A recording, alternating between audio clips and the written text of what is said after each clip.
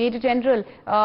We also have Major General Rajan Kochar, defense expert, with us. Mohommed Shah also with us. Major Shah, how do you view these protests which have broken out in the Chinese city of Zhengzhou?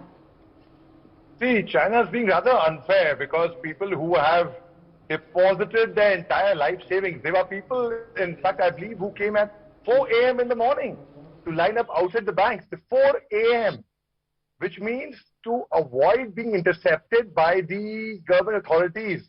So that now that is something really unfair, unethical. Imagine, Meenakshi, any one of us losing our hard-earned money to the banks just because of certain government policies. It's totally unfair. So these protests, yes, they have been unprecedented, but it just shows a troubled time for China, which is very unethical, and they leave no one stone unturned. Well, certainly, and Major General Shah, if you could come in here, as we were discussing earlier, and that's the point which other panelists are also emphasizing on. Not just IMF bailout, not just India coming to the rescue of Sri Lanka. The world needs to come together to help Sri Lanka, not just from a humanitarian point of view, but also from a strategic point of view. End of the day, a lot of important shipping routes to the region go via Sri Lanka, and we cannot have China capture this region. Perhaps that's one of the biggest reasons why the world powers need to come together and go beyond the customary statements which they have issued till now. Actually, you're right, Meenakshi, you're bang on there. And China is going to, they have also made friends with Solomon Islands, which is a region of 6 major islands and 900 minor islands. They've made friends with Cambodia. And ultimately, whoever makes friends with China will meet the same fate.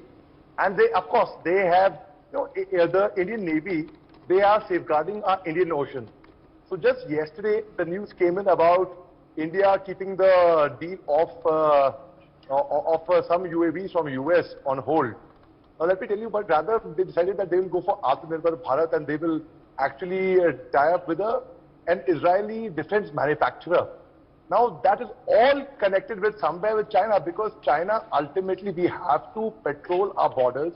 We have to keep our borders at very safe, and especially from China, because we have to now secure Sri Lanka as well from our side. As a friend, as a true friend, as a neighbor, as an elder brother, we have to make sure that China does not. We already have P-81. These are the Predator drones from America. We are using 12 of them.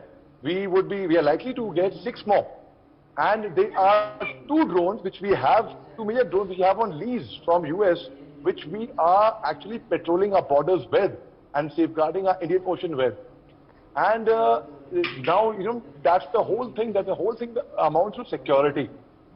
And now China will definitely try to pounce on it. Actually, I'll quickly conclude by saying, if you have a friend who's in trouble, will you take advantage of the trouble, or will you try to help out that friend? And you will definitely try to help out that friend. Exactly, and the statements which you make have been corroborated by a think tank. A report which was published only yesterday says how China used debt trap diplomacy to make Sri Lanka dependable on itself to capture large swathes of land and capture control over Sri Lanka. On that note, I'd like to thank Gautam Mukherjee, General Rajan Kochar, and of course Major Shah, who joined us on the broadcast with their perspectives on these big stories. It's a wrap on this bulletin.